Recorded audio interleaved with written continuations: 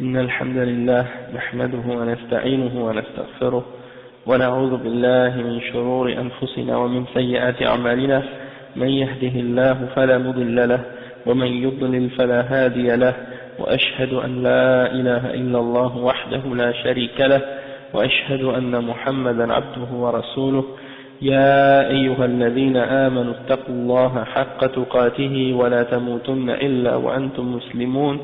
يا أيها الناس اتقوا ربكم الذي خلقكم من نفس واحدة وخلق منها زوجها وبث منهما رجالا كثيرا ونساء، واتقوا الله الذي تساءلون به والأرحام إن الله كان عليكم رقيبا.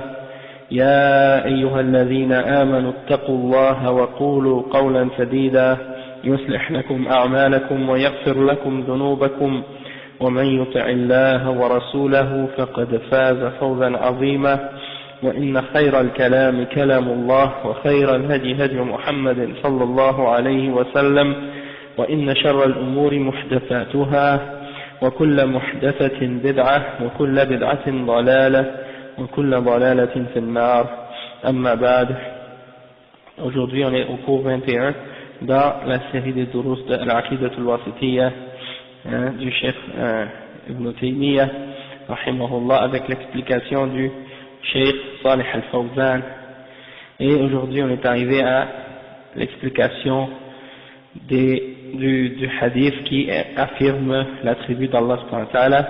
Et le chapitre c'est إثبات الرجل والقدم الرجل والقدم لله سبحانه, d'affirmer la jambe et le pied à Allah subhanahu wa ta'ala.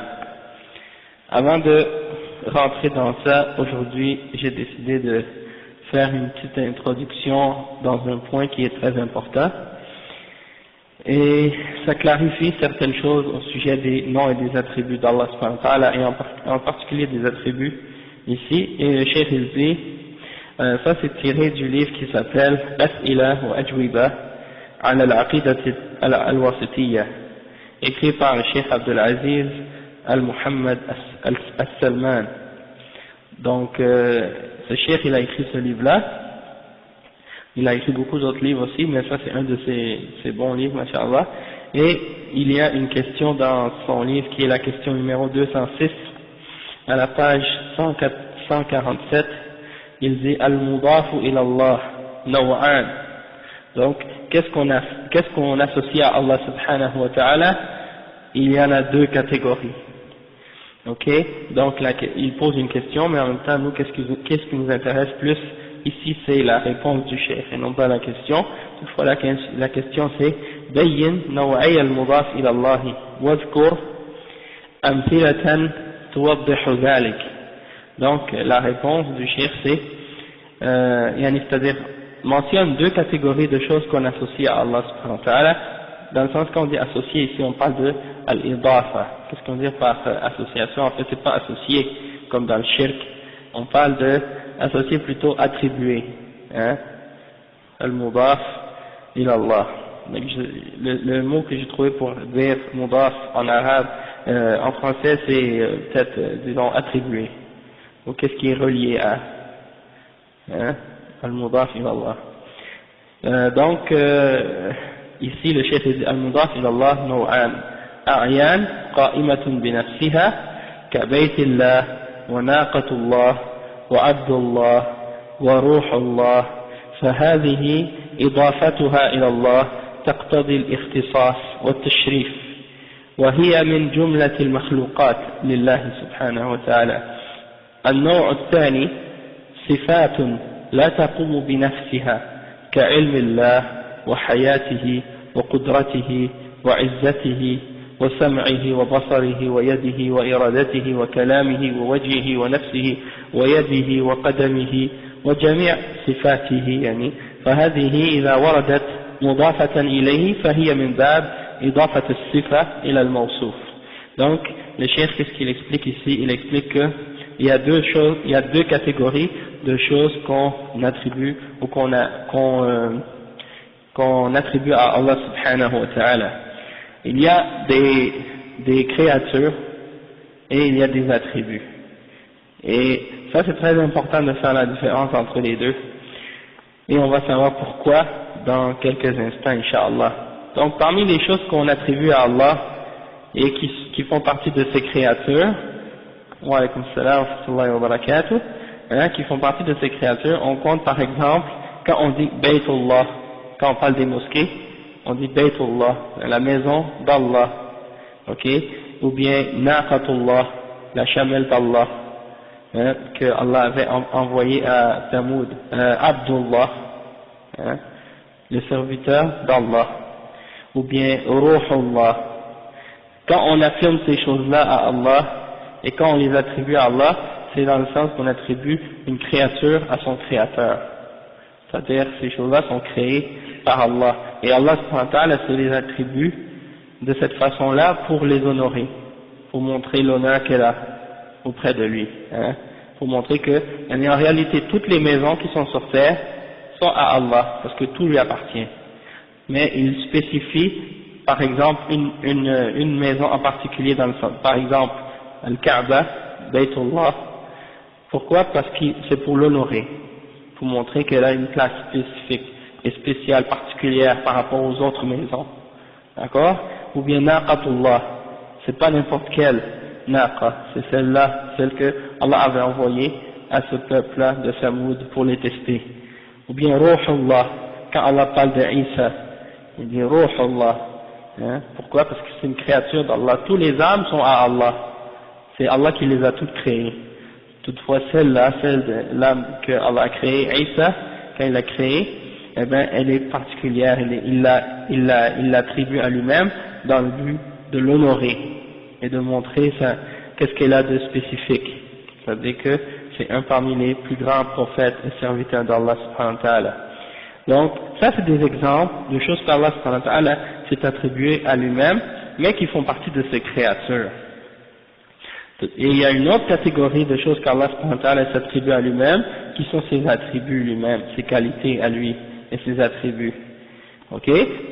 Et on donne des exemples, par exemple, quand on dit ilmullah, la connaissance d'Allah, et hayatullah, la vie d'Allah, qudratullah, la puissance d'Allah, sam'ullah, l'ouïe d'Allah, et basarullah, la vue d'Allah, yadullah, la main d'Allah, iradatullah, la volonté d'Allah, kalamullah, wajhullah, le visage d'Allah, la main d'Allah. Donc ça, c'est des attributs qu'Allah se donne et qui font partie de ses caractéristiques, de ses attributs personnels, dans le sens que ça fait partie de lui-même. Ok?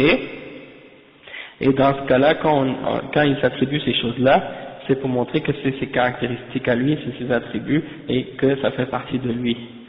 D'accord? Donc, ça c'est très important de faire la distinction entre ces deux choses-là, parce que, il est arrivé parfois certains mélanges parmi les gens de Bid'ah. Par exemple, les Mu'tazila, ils ont mis toutes ces choses-là dans une seule catégorie. Les Mu'tazila, ils ont dit, tout ça, ça fait partie des créatures. Donc quand ils disent Ruhullah, Abdullah, Naqatullah, ils disent oui, ça fait partie des créatures d'Allah. Mais quand ils disent Kalamullah, Ilmullah et les autres attributs, ils disent ça aussi, ça fait partie des créatures. Allah les a créés. C'est pas ses attributs. Et d'un autre extrême, il y a un autre groupe de bid'ah, de gens de bid'ah, qui ont tout mis dans les attributs d'Allah. Et pour dire que ça fait toute partie d'Allah. Comme par exemple, certains parmi les soufis, alaykum salam wa rahmatullah, certains parmi les soufis qui croient en wahdatul wujud, ils disent qu'il n'y a pas de distinction entre la créature et le créateur. Tout fait partie du créateur. Donc, il n'y a pas de différence entre Allah et la création. Tout est Allah. Donc, quand Allah dit Ruhullah, Abdullah, c'est la même chose que s'il dit Ilmullah, Basarullah, Kalamullah. Et tout ça, ça fait partie des attributs d'Allah. Donc ils mélangent la création et le créateur ensemble. Et ça il n'y a pas de doute que ça c'est une forme de shirk. Donc, nous, c'est important de faire la distinction entre ces deux choses-là.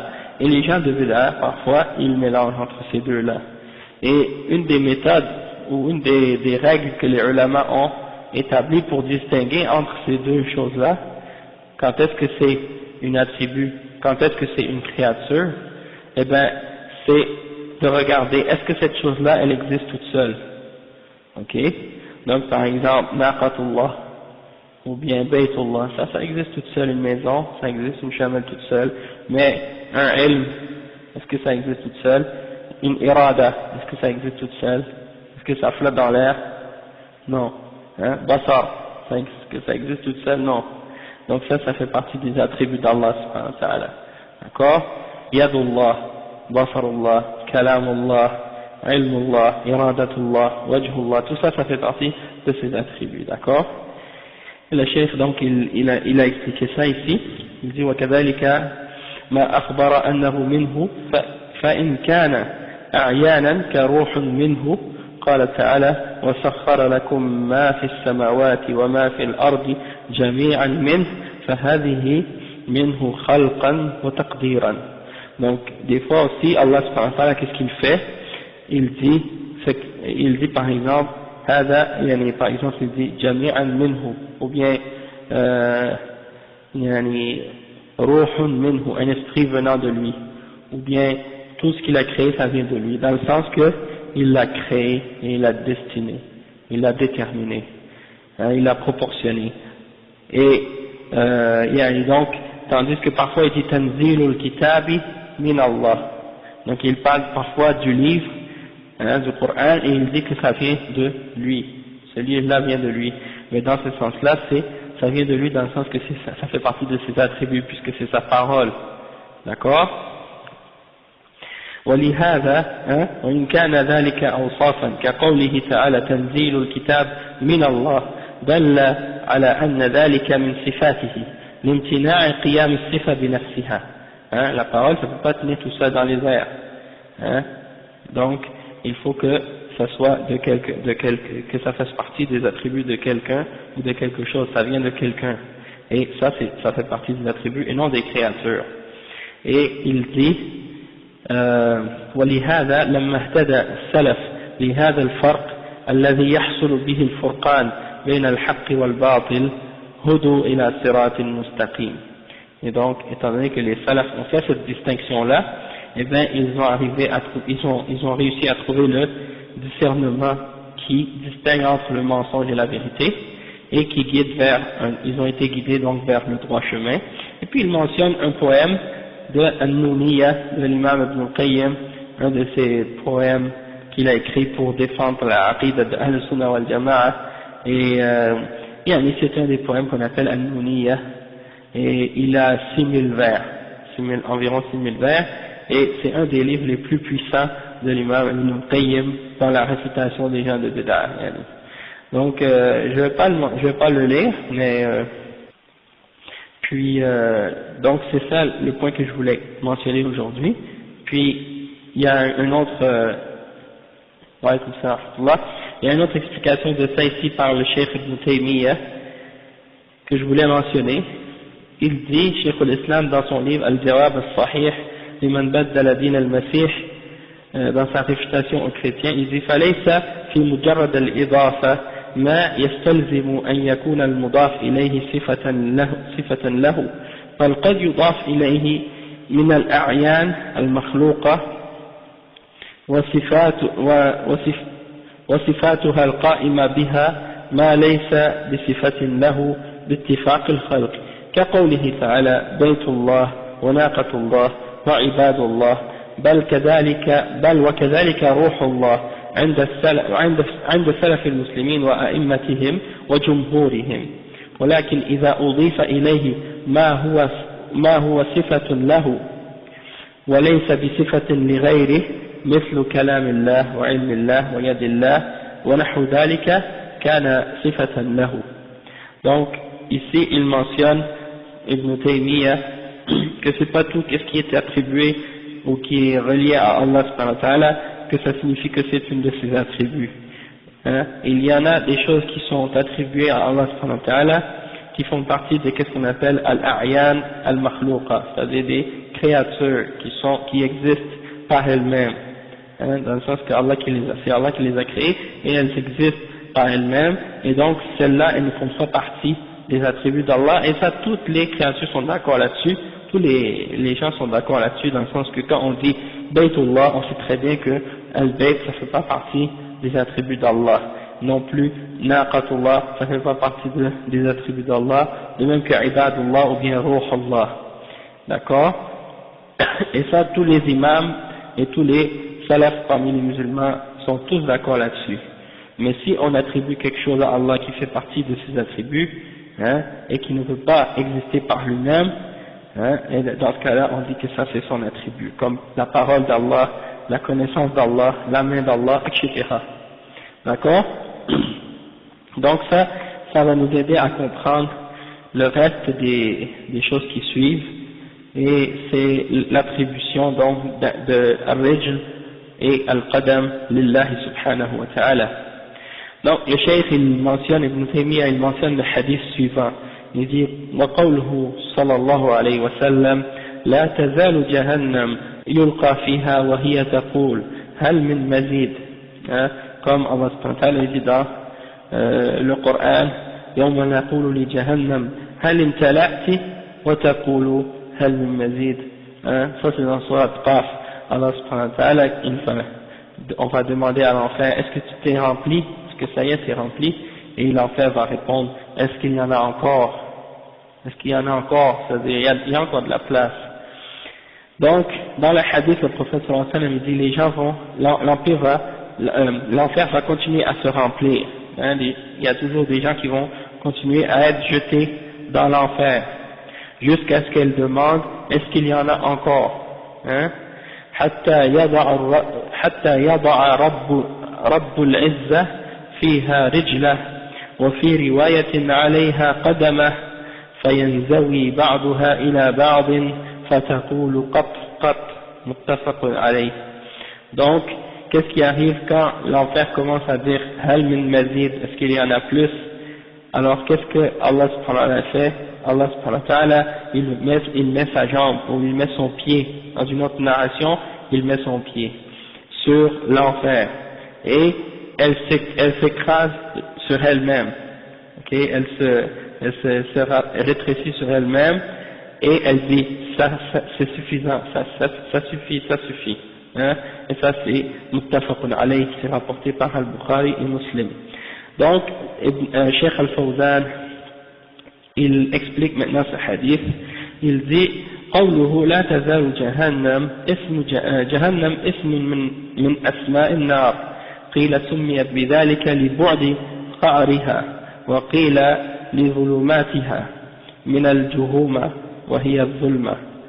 Donc يعني Jahannam ça fait partie des noms parmi les noms de l'enfer et يعني on dit qu'on l'a appelé comme ça à cause de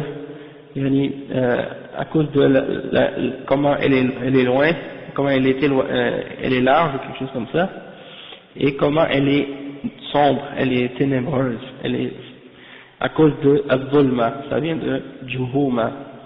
Et après il dit Yulqa fiha, c'est-à-dire il y a toujours du monde qui vont être jetés dedans, et yutrahu fiha ahluha. وهي تقول هل من مزيد, أي تطلب الزيادة لسعتها وقد وعدها الله أن يملأها. Allah subhanahu wa ta'ala a promis qu'il allait remplir l'enfer. ولكن حق القول مني لأملأن جهنم من الجنة والناس أجمعين. Donc c'est ça, Allah subhanahu wa ta'ala il avait déjà promis qu'il allait remplir l'enfer avec les djinns et les êtres humains. Donc il devait remplir l'enfer, et donc l'enfer demande, est-ce qu'il y en a d'autres, est-ce qu'il y en a d'autres? Donc l'enfer demande, est-ce qu'il y en a plus? Et Allah avait promis qu'il allait la remplir. حتى يضع رب العزة فيها رجله. Donc Allah subhanahu wa ta'ala il va mettre sa jambe sur l'enfer. لما كانت النار في غاية الكبر والسعة وقد وعدها الله أن يملأها وكان مقتضى رحمته أن لا يعذب أحدا بغير جرم حقق وعده ووضع عليها رجله. Qu'est-ce qu'il dit ici le cheikh? Il dit que Allah subhanahu wa ta'ala, il va mettre sa jambe sur le feu de l'enfer. Et étant donné que l'enfer est tellement grand, tellement large, c'est une créature immense parmi les créatures. Imaginez, le soleil et la lune rentrent dans l'enfer. Puis tout, qu'est-ce que les gens adoraient. Et puis il y a encore de la place pour les êtres humains, hein, et tout ce qui rentre dedans. Hein, parce que tout ce que les gens adoraient va rentrer dans l'enfer. Et il y a un hadith qui explique ça. Et donc les gens qui adorent, le soleil va rentrer dans l'enfer, et les gens qui adoraient le soleil vont le suivre. Et la lune rentre dans l'enfer, et les gens qui adoraient la lune vont la suivre. Donc ça veut dire que c'est une créature immense. Et il y a un hadith même qui décrit que ce jour-là on va amener l'enfer. Et le hadith qui décrit ça, je pense que ça décrit qu'il y aura comme 70 000 chaînes pour tirer l'enfer. Et sur chaque chaîne, il y a 70 000 anges. Donc, c'est pas une petite créature, yani, c'est une créature monstrueuse et elle respire et elle parle. Hein? C'est une créature vivante. Hein? Donc, on peut même pas l'imaginer. Hein? On peut même pas l'imaginer. Donc, cette créature-là, elle va dire, est-ce qu'il y en a encore de la place? Alors, yani, Allah il a promis qu'il va la remplir, comme on a dit tout à l'heure, et ça fait partie de sa miséricorde, du fait que il avait promis qu'il n'allait pas mettre dedans personne, excepté pour un péché ou pour un crime qu'il avait promis, qu'il avait déjà dit qu'il allait punir. Donc il ne va pas mettre quelqu'un dans l'enfer juste pour la remplir, qui n'a pas fait de péché ou qui n'a pas commis de kufr ou de shirk. Il va juste mettre ceux qui ont mérité l'enfer dedans. Donc ça veut dire que, au lieu de, étant donné s'il y a encore de la place, il ne va pas mettre n'importe qui dedans, donc il met sa jambe sur l'enfer pour la remplir. Et qu'est-ce qui arrive une fois qu'il a mis son pied sur l'enfer? فينزوي بعضها إلى بعض أي ينضم بعضها إلى بعض فيتلاقى أطرافها ولا يبقى فيها فصل على أهلها. Donc quand il a mis son pied sur l'enfer, qu'est-ce qui arrive? Eh bien ses côtés se collent ensemble, hein, et qu'est-ce qui arrive? C'est comme si elle se rétrécit sur elle-même et il ne reste plus d'espace vide. Il y a seulement de l'espace pour les gens qui sont dedans par la suite. فتقول قد يعني أي حسبي يكفيني, c'est-à-dire ça suffit. Hein? والشاهد من الحديث أن فيه إثبات الرجل والقدم لله تعالى على الوجه اللائق به سبحانه وهو من صفات الذات كالوجه واليد والله تعالى أعلم. Donc le cheikh dit, qu'est-ce qu'on veut prouver avec ce hadith? On veut prouver qu'on doit affirmer que Allah a une jambe et un pied, hein, d'une manière qui lui convient, subhanallah, et que ça fait partie des attributs de son être, comme la main et le visage. Et bien entendu, on ne doit pas, comme on a dit dans les cours précédents, essayer d'imaginer comment est faite cette jambe. C'est interdit de demander le comment ou d'essayer de l'imaginer. Allah, il est comme il se connaît lui-même. Ok? وقد غلط في تفسير هذا الحديث المعطلة حيث قالوا قدمه نوع من الخلق وقالوا رجله جماعة من الناس. والرد على هذا أن يقال إن النبي صلى الله عليه وسلم قال حتى يضع ولم يقل حتى يلقي كما قال في أول الحديث يلقى فيها. وأيضا القدم لا يصح تفسيره بالقوم لا حقيقة ولا مجازا. Donc le cheikh il dit que parmi les gens de Bid'a, parmi les Mu'attila, ceux qui nient les attributs d'Allah subhanahu wa ta'ala, il y en a qui ont dit que son pied c'est une sorte de créature, c'est pas son pied à Allah subhanahu wa ta'ala, c'est une créature et un groupe de personnes. Et la réfutation de ça c'est que le prophète sallallahu alayhi wa sallam a dit clairement que Allah va mettre son pied, et il n'a pas dit qu'il allait jeter son pied ou jeter des gens Enfin, il a dit qu'il allait mettre son pied, ou poser son pied sur l'enfer. Et donc, c'est clair que leur ta'wil est batil, et le chef il dit que on ne peut pas dire que le mot qadam, pied, ça signifie un groupe de personnes, ni dans la réalité et ni dans, disons, de façon symbolique. Ça n'existe pas dans la langue de dire le mot pied pour parler d'un groupe de personnes. D'accord? Donc ça c'est une façon, disons, simple de répondre à ces gens-là. Ensuite, il y a un autre attribut, un autre hadith que le cheikh a mentionné, il dit « Isbatun nida wa sawt wal kalam lillahi ta'ala ». Donc, c'est-à-dire d'affirmer que Allah subhanahu wa ta'ala a comme attribut le fait qu'il appelle et qu'il a une voix et qu'il parle, il a la parole. Et ça fait partie de ses attributs. Le cheikh dit قوله يقول الله تعالى يا آدم فيقول لبيك وسعديك فينادي بصوت إن الله يأمرك أن تخرج من ذريتك بعثا إلى النار متفق عليه. وقوله ما منكم من أحد إلا سيكلمه ربه وليس بينه وبينه ترجمان. Et ça aussi c'est rapporté par Al-Bukhari et Muslim. Donc le cheikh il a mentionné, cheikh l'Islam il a mentionné deux hadiths pour prouver ce point-là, c'est-à-dire que Allah subhanahu wa ta'ala il a la parole, il appelle, et il a une voix, et que ça fait partie de ses attributs.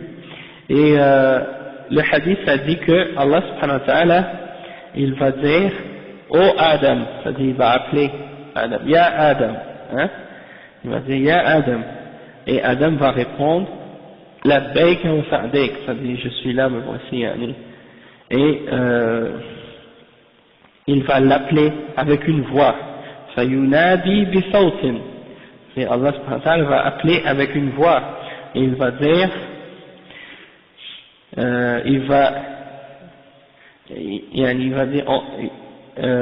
Allah te demande ou t'ordonne de faire sortir de tous tes fils, de tous tes descendants, un groupe pour l'enfer. Et ça c'est rapporté, c'est muttafaq alayh, rapporté par Al-Bukhari et Muslim. Et dans un autre hadith, il n'y a pas un d'entre vous excepté que Allah va lui parler, et il n'y aura pas personne pour traduire entre lui et Allah. Donc chacun d'entre vous, Allah subhanahu wa ta'ala va lui parler. Sayukallimuhu rabbuh. Et laysa baynahu wa baynahu turjuman. C'est-à-dire il n'y aura pas de traducteur pour traduire entre toi et Allah. Donc ça c'est rapporté par Al-Bukhari et Muslim. Le cheikh il explique maintenant. Il dit وقوله لبيك وسعديك لبيك أي أنا مقيم على طاعتك وألبي بالمكان إذا أقام ومن ألب بالمكان إذا قام وهو منصوب على المصدر وسمي للتوكيد وسعديك من المساعدة وهي المطاوعة أي مساعدة في طاعتك بعد مساعدة. وقوله فينادي بكسر الدال والمنادي هو الله تعالى بصوت تأكيد لقوله ينادي لأن النداء لا يكون إلا بصوت وهذا كقوله تعالى وكلم موسى تكليما وكلم الله موسى تكليما. Donc il dit ici labbaika wa sa'daik, il explique la signification de cette expression là. Labbaika, c'est-à-dire je suis là dans ton obéissance, et il dit qu'on le dit labbaika deux fois, c'est la forme de duel. Pourquoi? Pour confirmer la signification.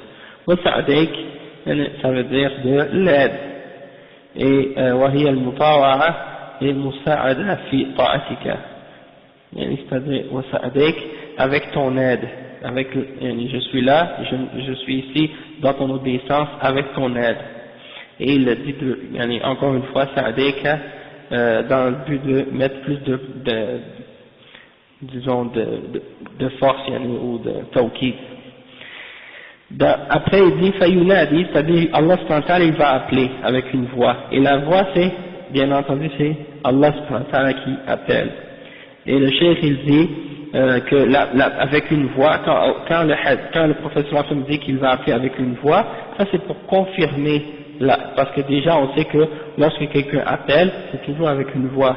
Donc quand il dit des sautes avec une voix, c'est pour confirmer, ok.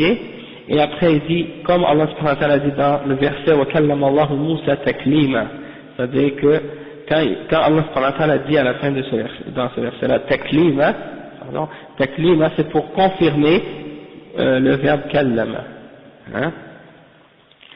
C'est-à-dire il va parler et Allah le confirme encore avec plus de force en disant taklima, c'est-à-dire il va parler yani il lui a parlé sans aucun doute يعني. وقوله بعثا إلى النار، البعث هو هنا بمعنى المبعوث الموجه إليها، بمعنى ذلك ميز يعني ذلك ميز أهل النار من غيرهم، c'est-à-dire Allah subhanahu wa ta'ala il a ordonné à Adam de distinguer ceux qui vont aller au paradis et ceux qui vont aller en enfer parmi ses descendants. Non, ça c'est l'explication du premier hadith. Et le cheikh il dit والشاهد من الحديث أن فيه إثبات القول من الله والندى بصوت يسمع، وأن ذلك سيحصل يوم القيامة، ففيه أن الله يقول وينادي متى شاء وكما شاء. Donc ça c'est pour prouver, ce hadith là c'est pour prouver que Allah subhanahu wa ta'ala il parle, il a la parole et il appelle également avec une voix qui est audible, on peut entendre, et que ça va arriver au jugement dernier. Et il y a également le fait que Allah subhanahu wa ta'ala il parle et il appelle quand il veut et comme il veut, quand il veut et comme il veut.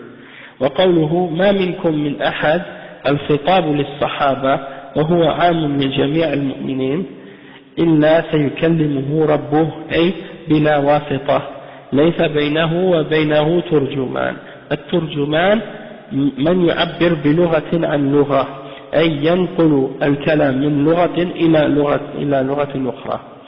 C'est-à-dire يعني il n'y a aucun d'entre vous, et ici le prophète sallallahu alayhi wa sallam s'adressait aux sahaba, et c'est général pour tous les mu'mins, pour tous les croyants, et il dit également il n'y en a aucun d'entre vous excepté que son Seigneur va lui parler sans aucun intermédiaire, il va lui parler sans traducteur, ok. Et il explique que le turjuman c'est quelqu'un qui traduit une parole d'une langue à une autre, exactement comme moi, imam turjuman al-kalam. Donc le chef il dit والشاهد من الحديث أن فيه إثبات تكليم الله سبحانه لعباده، وأنه سبحانه سيكلم إذا شاء فكلامه من صفاته الفعلية، وأنه يكلم كل مؤمن يوم القيامة. Donc il dit la preuve qu'on veut tirer de ce hadith, c'est qu'Allah subhanahu wa ta'ala il parle à ses serviteurs et que il parle quand il veut. Ça fait partie de ses attributs, des attributs d'action, de ses actions. Et il va parler aux mu'minines au jugement dernier. Allah subhanahu wa ta'ala va parler aux croyants au jugement dernier. Et ça c'est la preuve aussi contre les gens de Bid'ah, comme les Asha'ira par exemple, qui font une différence entre la parole qui est nafsi et la parole qui est lafzi, et ils disent que la parole qu'on entend, ça c'est créé, et que la seule parole qui est la parole d'Allah, c'est la parole intérieure d'Allah subhanahu wa ta'ala. Donc il n'y a pas de preuve pour distinguer entre ces deux choses-là dans la langue arabe. Ok, si on dit al-qawl dans la langue arabe, ça implique automatiquement la parole qu'on entend et la parole qu'on dit dans son cœur, sauf si on spécifie une parole dans notre cœur, ou bien etc. Mais sinon ça implique automatiquement une parole qu'on entend. Donc de dire une parole comme si al-kalam, al-nafsi, comme ça, et que quand Allah parle du kalam, al-kalam ou dans le Coran, quand il affirme la parole, que ça s'applique pas à la parole qu'on lit ou qu'on entend, mais uniquement à la parole, c'est-à-dire le sens de la parole qui est à l'intérieur d'Allah subhanahu wa ta'ala, et qu'on ne peut pas entendre, alors ça c'est une explication ou une nouvelle définition de la parole qui n'existe pas en réalité dans la langue arabe. Hein. Quand on dit la parole de quelqu'un, eh bien c'est clair que c'est quelque chose qu'on peut entendre. Une parole qu'on ne peut pas entendre, ça n'existe pas dans la langue. Ok? Donc on a expliqué ça plusieurs fois, Yanni. Et souvent, des fois même il se base sur une poésie d'un poète chrétien, ou une poésie qui est attribuée à ce poète chrétien qui s'appelle Al-Akhtal. Il dit inna al-kalam la fil fuadi wa innama ju'ila al-lisanu ala ma fil fuadi dalila, ou quelque chose comme ça. Et il se base sur ce poème-là, ça dit la parole c'est qu'est-ce qui est dans le cœur, et la langue n'a pas été mis excepté que comme un témoin de ce qui est dans le cœur, ou quelque chose comme ça.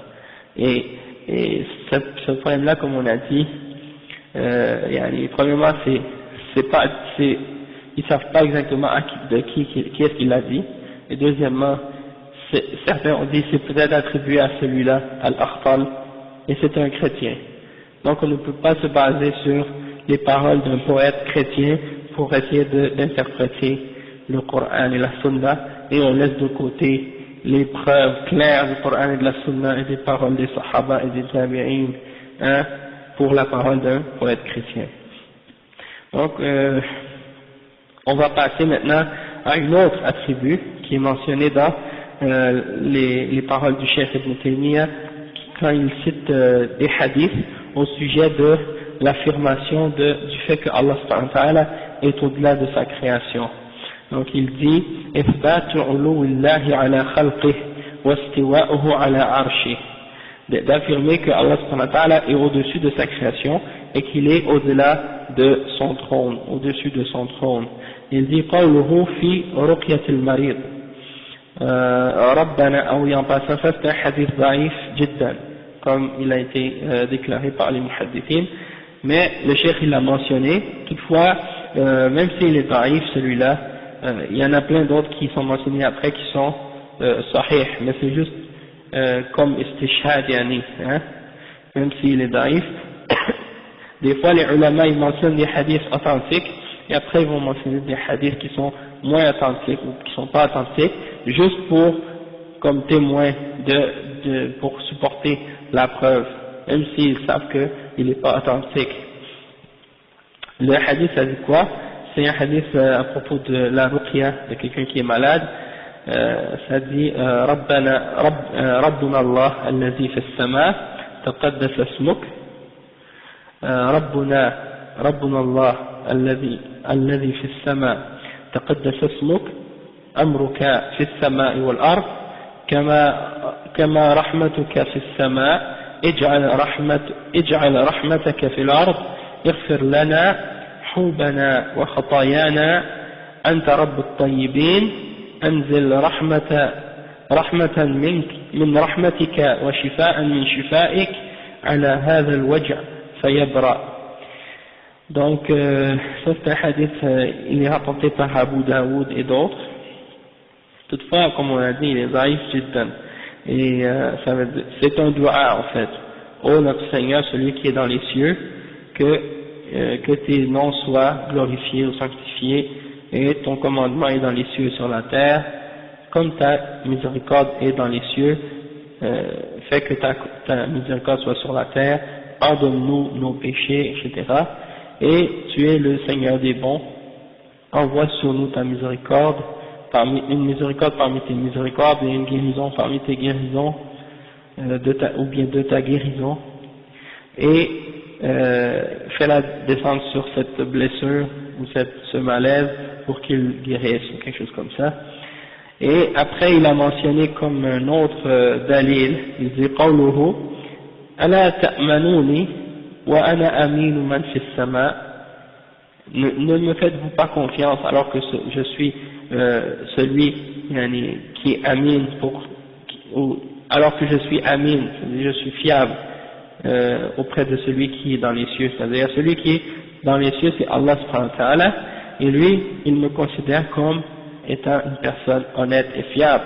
Alors n'allez-vous pas vous aussi me faire confiance, c'est-à-dire si Allah m'a fait confiance, alors vous n'allez pas me faire confiance à votre tour. Et ça c'est un hadith sahih, il est rapporté par Al-Bukhari et Muslim. Et il y a l'autre hadith que le cheikh a mentionné, c'est وَالْعَرْشُ فَوْقَ ذَلِكَ وَاللَّهُ فَوْقَ الْعَرْشِ وَهُوَ يَعْلَمُ مَا أَنْتُمْ عَلَيْهِ. Le cheikh dit hadith Hassan rawahu Abu Daoud wa ghayri. Et en fait ce hadith c'est pas une parole du prophète sallallahu alayhi wa sallam, mais c'est une parole de Ibn Mas'ud. Il est sahih, c'est une parole c'est une parole d'un sahabi, c'est pas la parole du prophète sallallahu alayhi wa sallam, mais c'est une parole d'un sahabi et il est sahih, mawquf. Donc c'est quand même une parole acceptable et sa signification est vraie.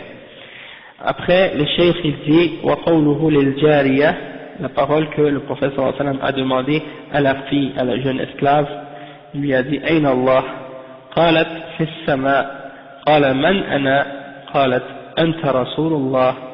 قال اعتقها فإنها مؤمنة. اعتقها فإنها مؤمنة. رواه مسلم. Donc ça aussi c'est un hadith authentique, c'est l'histoire de la jeune fille esclave. Quand le prophète sallallahu alayhi wa sallam lui a demandé où est Allah, elle a répondu dans les cieux. Alors il a dit, le prophète sallallahu alayhi wa sallam a dit qui suis-je, et moi qui je suis? Elle a dit tu es le messager d'Allah. Alors le prophète sallallahu alayhi wa sallam a dit libère-la car elle est une croyante, et c'est rapporté par Muslim. Donc le cheikh Salih al-Fawzan il explique maintenant ces hadiths là et il dit في رقية المريض أي القراءة على المريض طلبا لشفائه، وهي مشروعة إذا كانت بالقرآن والأدعية المباحة، وممنوعة إذا كانت بألفاظ شركية أو أعمال شركية. وربنا الله الذي في السماء أي على السماء، إذا أريد بالسماء السماء المبنية، ففي هنا بمعنى على، كقوله تعالى فسيحوا في الأرض، يعني على الأرض. وفي من سورة التوبة أي على الأرض، ويجوز أن تكون في للظرفية على بابها، ويكون المراد بالسماء مطلق العلو. Donc le cheikh explique ici que dans la ruqya pour la personne qui est malade, il dit que c'est permis de les réciter ce doua ou un doua pour quelqu'un qui est malade pour lui faire une ruqya, ok, et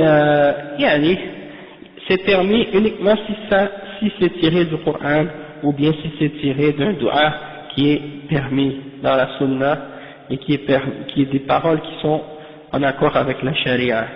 Toutefois, si ce sont des paroles qui ont du shirk dedans, ou bien qui comportent des actions qui ont rapport avec le shirk, donc ça c'est haram. Et non, mais il y a des bonnes, même si le hadith est daïf, ça ne veut pas dire que la signification n'est pas bonne. Mais le hadith est daïf, toutefois, si la signification est correcte, alhamdulillah, c'est juste pour dire que quand on dit que le hadith est daïf, on ne peut pas l'attribuer au prophète sallallahu alayhi wa sallam. Toutefois, ça ne veut pas dire que la signification est fausse. Le hadith peut être daïf, mais la signification peut être vraie aussi. Des fois, c'est pas le cas. Des fois le hadith est daïf et la signification est fausse. Donc il faut voir. Mais si la signification est vraie et le hadith est daïf, on peut le mentionner, sauf qu'on ne dit pas qala Rasulullah sallallahu alayhi wa sallam. Parce que si on dit qala Rasulullah sallallahu alayhi wa sallam, ça veut dire on attribue au prophète sallallahu alayhi wa sallam quelque chose qu'il n'a pas dit. Et ça fait partie du mensonge. Et donc on n'a pas le droit de dire ça dans ces cas-là.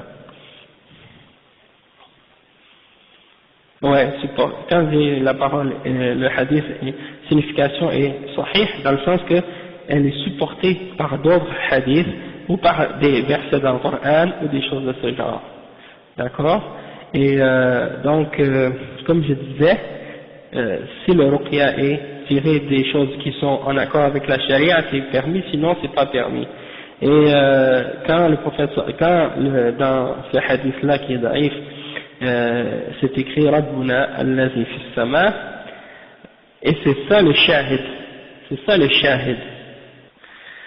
Donc nous, qu'est-ce qu'on veut voir, c'est que le point de ce, pourquoi le cheikh a mentionné, Ibn Taymiyyah a mentionné ce hadith ici, c'est quand on voit que c'est écrit Rabbuna allazi fis sama, et c'est ça qu'il veut établir ici, que Rabbuna fis sama, notre créateur, il est dans les cieux, et il n'est pas partout, dans toutes choses, par lui-même, comme les gens des mouchriquines essaient de dire qu'il est dans toutes choses, donc qu'il est mélangé avec la création. Ça, on n'a pas le droit de dire ça.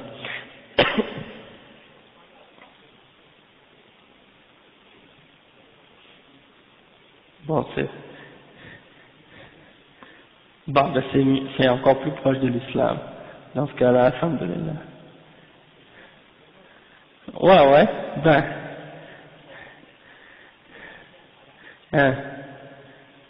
alhamdulillah. Allah il dit musaddiqan lima bayna yadayhi. Donc le prophète sallallahu alayhi wa sallam يعني مصدقا لما معكم من التوراة والإنجيل etc. Le prophète sallallahu alayhi wa sallam est venu confirmer qu'est-ce qu'il y avait dans les livres des prophètes précédents, et ils sont tous venus envoyés par le même créateur. Donc c'est normal qu'il y ait des choses en accord entre eux dans leur façon de prier, dans leur doua et des choses comme ça. Donc quand il dit ici notre Seigneur qui est dans les cieux, le cheikh il dit ala sama, c'est-à-dire qu'on est dans les cieux, ça ne veut pas dire que Allah subhanahu wa ta'ala il est dans les nuages, des choses comme ça, mais qu'il est au-dessus des cieux. Ok? Parce que dans la langue arabe, quand on dit fi ça veut dire dans. Toutefois, il est parfois utilisé avec la signification de sur ou au-dessus. Ok? Comme par exemple le verset que le cheikh a mentionné, le verset numéro 2 dans Surat Tawbah, Fasihu fil ard, c'est-à-dire aller sur la terre. Est-ce que on va dire aller dans la terre? Parce que c'est écrit aller Sihu fil ard, aller dans la terre, mais la signification c'est aller sur la terre, bien entendu, parce que c'est une des façons dont on utilise fi dans la langue arabe. Et ensuite il dit, ça c'est dans le cas où on parle des cieux qui sont créés, mais si on parle juste de as-sama, idha urida bihi as-sama, yani bima'na al-ulu, dans ce cas-là c'est général, dans le sens, si tu dis par exemple fis sama, ça veut dire au-dessus, en haut. Parce que quand tu dis par exemple, comme on a mentionné plusieurs fois, وَنَزَّلْنَا مِنَ السَّمَاءِ مَاءً, Allah subhanahu wa ta'ala dit qu'il fait descendre du ciel de l'eau, de la pluie. Mais la pluie tombe pas du ciel, mais des nuages. Donc quand on utilise le mot sama en arabe, ça veut dire tout ce qui est au-dessus de ta tête. C'est un sama. Donc on utilise le mot sama non seulement pour le ciel, mais également pour tout ce qui est en haut. On l'appelle sama. Et donc dans ce cas-là, quand on dit sama, ça voudrait dire qu'est-ce qui est au-dessus. Après il dit تقدس اسمك أي تقدست أسماؤك عن كل نقص, يعني que tes noms soient purifiés de toute imperfection. فهو فرد مضاف يعم جميع أسماء الله. Quand on dit que ton nom soit purifié de toute imperfection, ça implique tous les noms d'Allah subhanahu wa ta'ala. Amruka fis sama'i wal ard, ton commandement est dans les cieux et sur la terre. Amruka al-kawni al-qadari alladhi yansha'u anhu jami' al-makhluqat wal hawadith. C'est-à-dire, ton commandement est dans les cieux et sur la terre, c'est-à-dire ton commandement par lequel tu as créé et tu as destiné et déterminé toutes choses, par lequel tu as créé les créatures. Il est dans les cieux et sur la terre.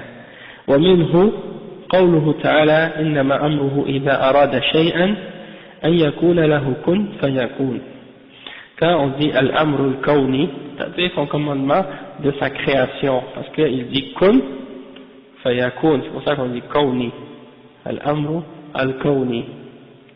Ok, quand il dit à quelque chose soit, ça y est.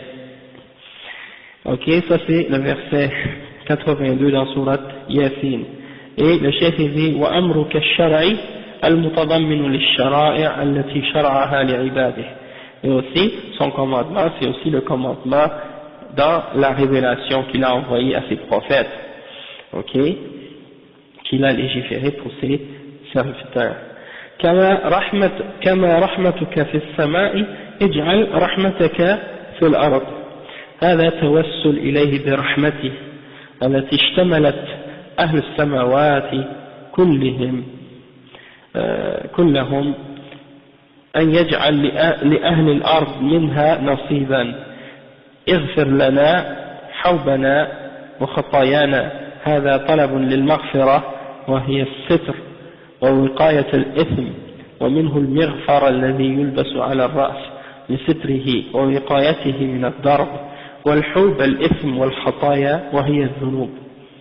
والحوب. Donc le cheikh il dit ici que mets ta miséricorde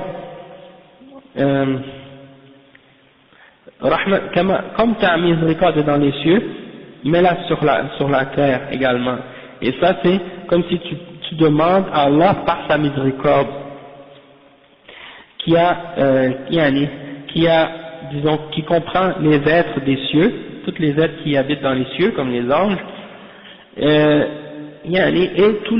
et donc c'est-à-dire comme tu as mis ta miséricorde dans les cieux, mais là également pour les gens qui vivent sur la terre, et donne-nous une portion de cette miséricorde là, c'est-à-dire pardonne-nous, hein, aussi Allah dit, c'est écrit par la suite, pardonne-nous nos péchés. Et al-maghfira, quand on dit irfir lana, al-maghfira c'est quoi? C'est de demander à Allah subhanahu wa ta'ala de couvrir nos péchés, de les cacher et de nous protéger du péché également. Et également, on peut dire que ça vient de ça vient le mot mirfar. Et le mot mirfar c'est quoi? C'est comme un casque. Quand on va à la guerre, on met un casque pour se protéger des coups sur la tête, et donc c'est de là que ça vient le mot marfira, du mot mirfar. Et donc quand tu mets ce casque sur ta tête, ça te protège et ça te couvre des coups.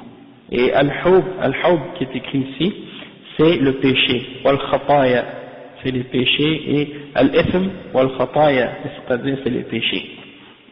Anta rabbut tayyibin. Ça c'est une autre forme de tawassul encore. On demande par les noms, par le fait que Allah subhanahu wa ta'ala est le Seigneur des gens qui sont bons. والطيبين جمع طيب وهم النبيون وأتباعهم. Les gens qui sont bien, c'est qui? Ce sont les prophètes et ceux qui les suivent. وإضافة ربوبيته لهؤلاء إضافة تشريف وتكريم وإلا فهو رب كل شيء ومليكه. Et le fait que on dit le maître ou le Rabb, le Seigneur des bons, eh ben c'est juste pour comme une sorte, disons, d'honneur qu'on leur fait à ces gens-là, parce qu'en réalité, il est le Seigneur de toutes les créatures, le maître de toutes les créatures. C'est pour ça qu'il dit dans le Coran, خَلَقَكُمْ فَمِنْكُمْ كَافِرٌ وَمِنْكُمْ مُؤْمِنٌ. Donc Allah subhanahu wa ta'ala, c'est lui qui est le créateur des mécréants et le créateur des croyants, et le maître des croyants et le maître des mécréants. Sauf que quand il dit Rabbut Tayyibin, c'est une forme d'honneur qu'il cherche à leur donner. Anzil rahmataka, fais descendre ta miséricorde, ay ar-rahma al-makhluqa, fa inna rahmat Allah naw'an, النوع الأول رحمته التي هي صفة من صفاته كما في قوله تعالى رحمتي وسعت كل شيء، وهي سورة الأعراف النوع الثاني من سورة الأعراف. والنوع الثاني وهي رحمة تضاف إليه سبحانه من إضافة المخلوق إلى خالقه كالمذكورة في هذه الآية، وكما في حديث خلق الله 100 رحمة الحديث. فطلب صلى الله عليه وسلم من ربه إنزال هذه الرحمة على المريض لحاجته إليها ليشفي بها. Donc le cheikh il explique ici que quand on demande à Allah de faire descendre sa miséricorde, ici le cheikh dit que ça c'est la miséricorde qui crée, parce qu'il y a deux sortes de miséricorde, il y a deux sortes de rahma. Une rahma qui fait partie de son attribut, des attributs d'Allah, comme Allah subhanahu wa ta'ala dit rahmati wasi'at kulla shay, c'est-à-dire ma miséricorde a enveloppé toute chose. Et ça c'est le verset 156 dans Surat Al-A'raf. Et il y a une autre sorte de rahma qui fait partie du fait qu'on attribue à Allah dans le sens que c'est sa créature, du fait que Allah subhanahu wa ta'ala il a créé sa miséricorde, comme le prophète sallallahu alayhi wa sallam l'a dit dans un hadith qui est rapporté par Muslim et par At-Tirmidhi, que Allah subhanahu wa ta'ala il a créé sa miséricorde. Et dans le hadith ça dit qu'il a créé sa miséricorde avec une seule, il a pris une de ses miséricordes et il l'a mis sur la terre, et les 99 autres sont pour dans le paradis, sont pour le paradis.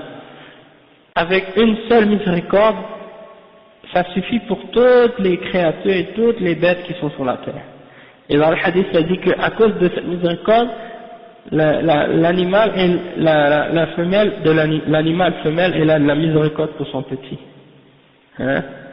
Et donc ça nous dit que si c'est cette miséricorde-là qui fait vivre toutes les, dans le sens que c'est ça qui donne à toutes les créatures leur miséricorde dans ce monde, et qu'il y en a 100 autres, qu'il y en a 99 autres, ben ça nous montre que on n'a rien vu encore de la miséricorde d'Allah subhanahu wa ta'ala.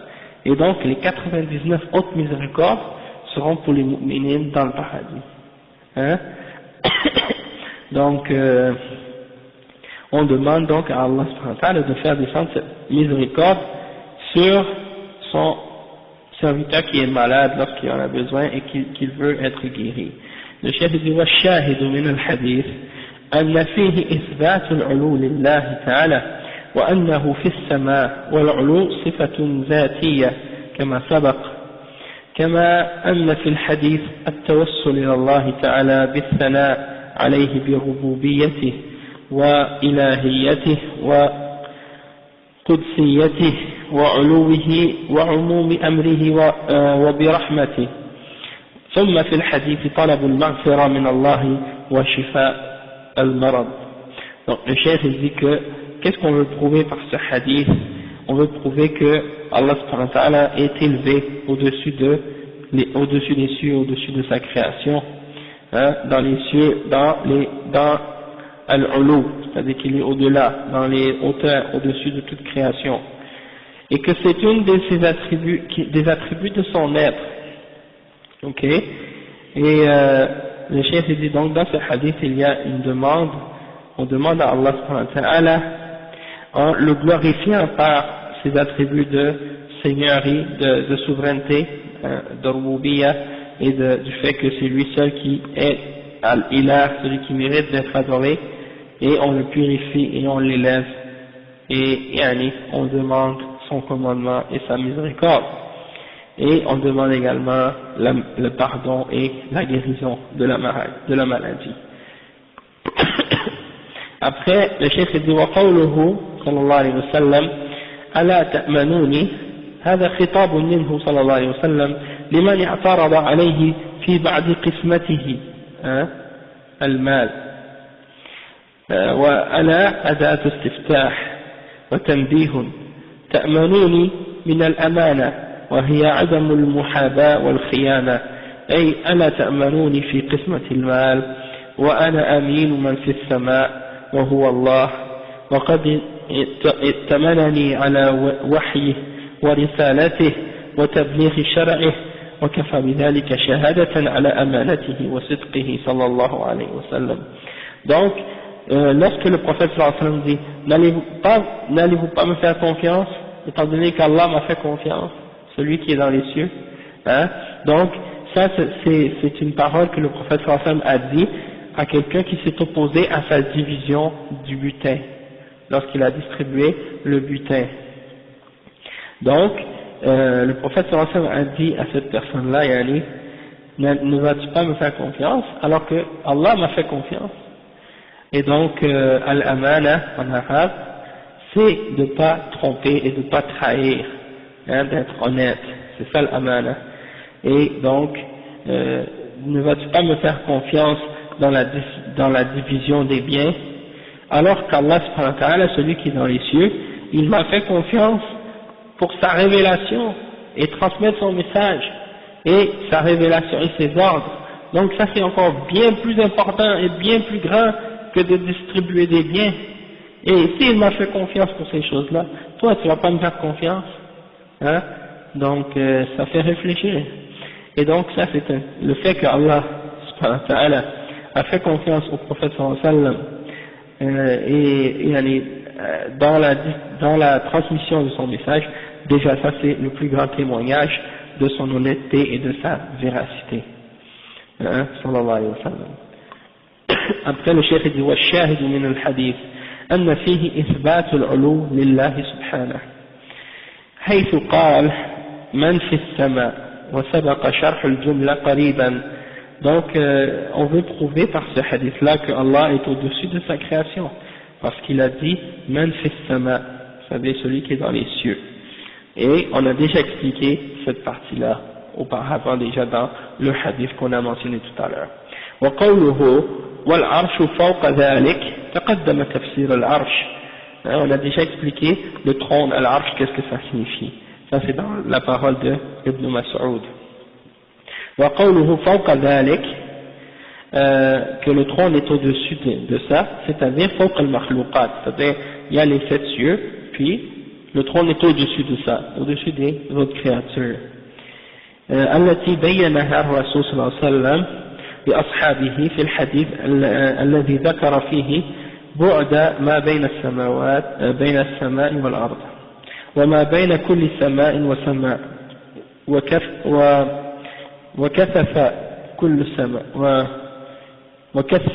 سماء والبحر الذي فوق السماء السابع وما بين أسفله وأعلاه وما فوق ذلك البحر من الأعمال الثمانية من الأوعال الثمانية العظيمة ثم فوق ذلك العرش.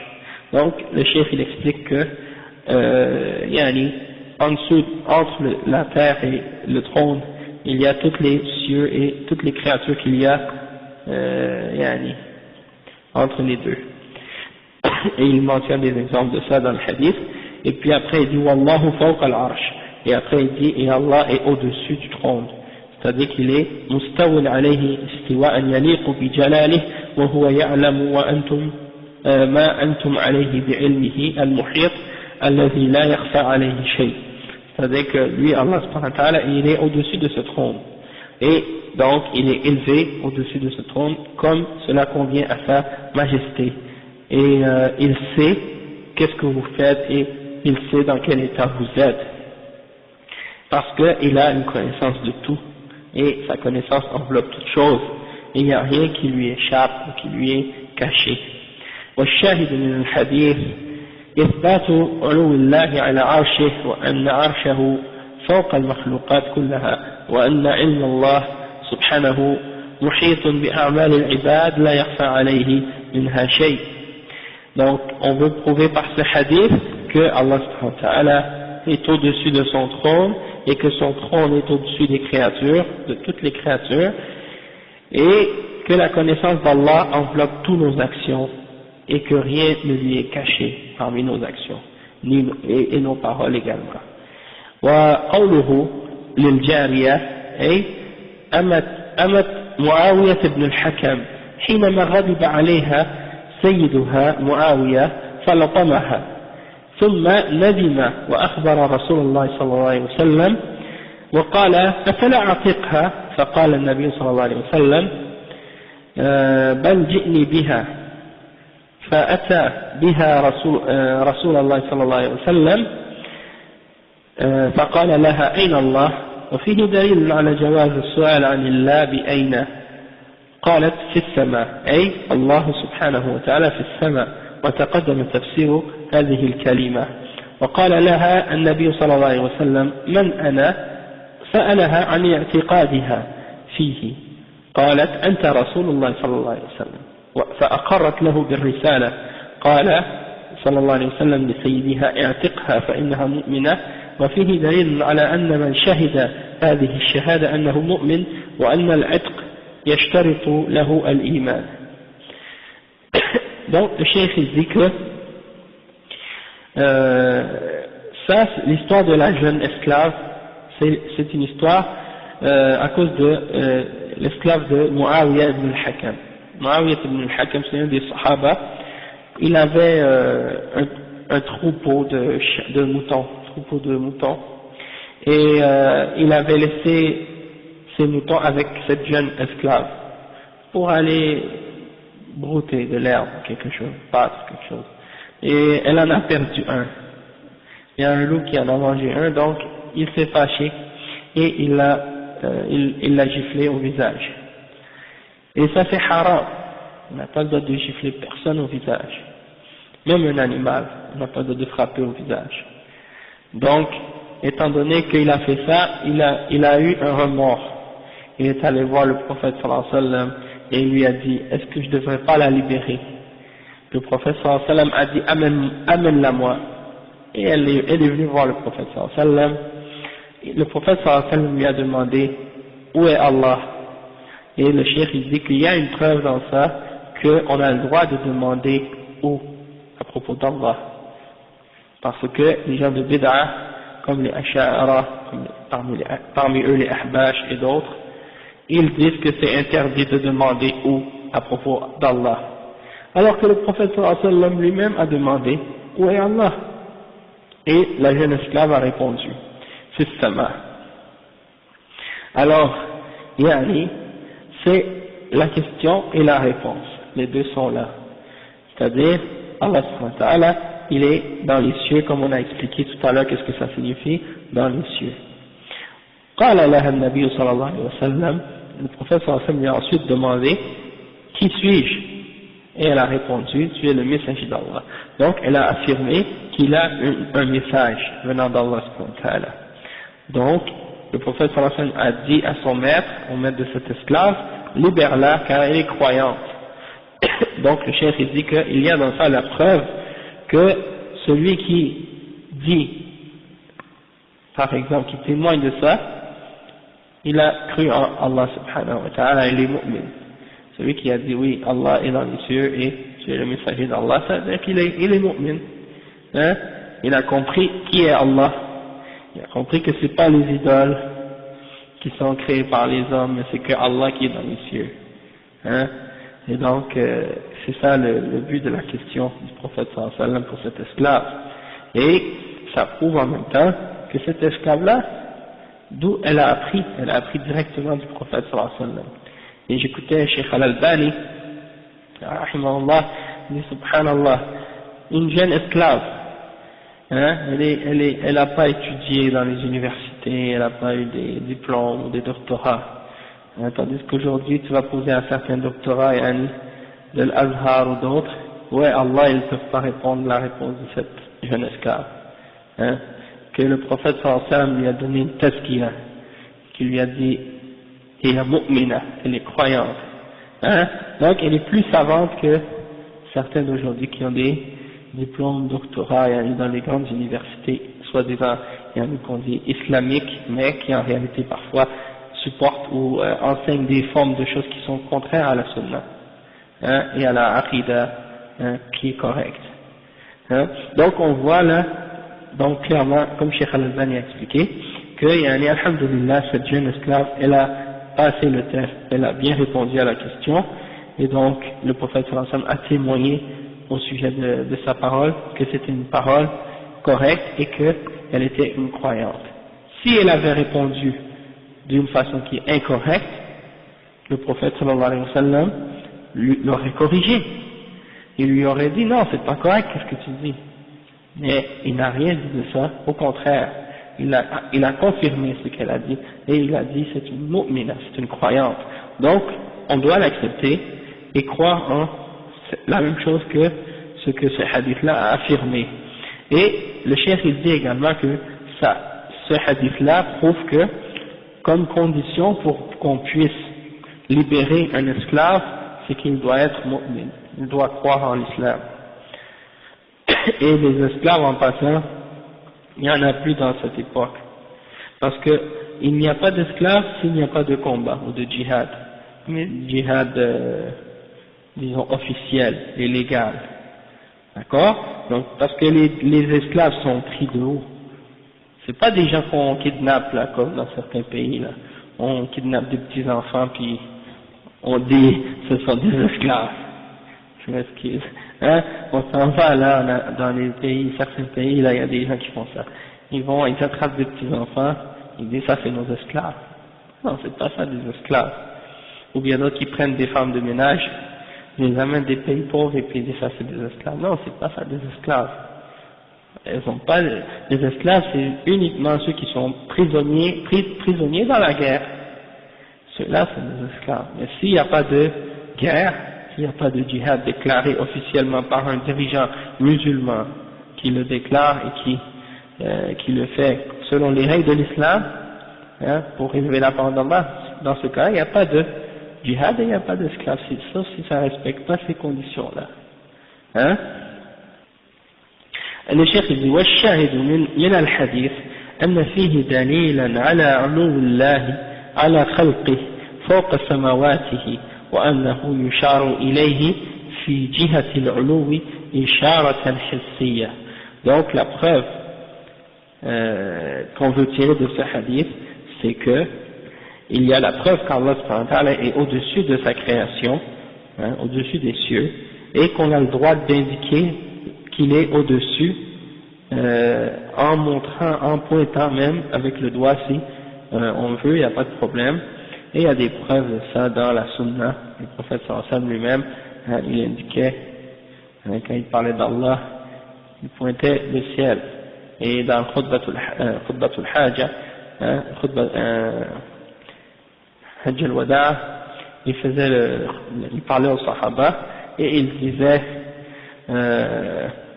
Antum mas'uluna anni famadha antum qa'ilun, et il pointait, et puis après ça il dit Allahumma fashhad, hein, il disait hal ballaght, ala hal ballaght, et là il disait oui, et là il pointait vers le ciel, il disait Allahumma fashhad. Donc il pointait vers le ciel et il disait oh Allah, sois témoin que j'ai transmis le message. Donc ça, on va terminer avec ça aujourd'hui, hein, le dars d'aujourd'hui, puis on va continuer la semaine prochaine, Inch'Allah, avec d'autres points en ce qui concerne les noms et les attributs d'Allah subhanahu wa ta'ala. Donc je vais m'arrêter ici. Subhanakallah wa bihamdik, ashhadu an la ilaha illa anta, astaghfiruka wa atubu ilayk.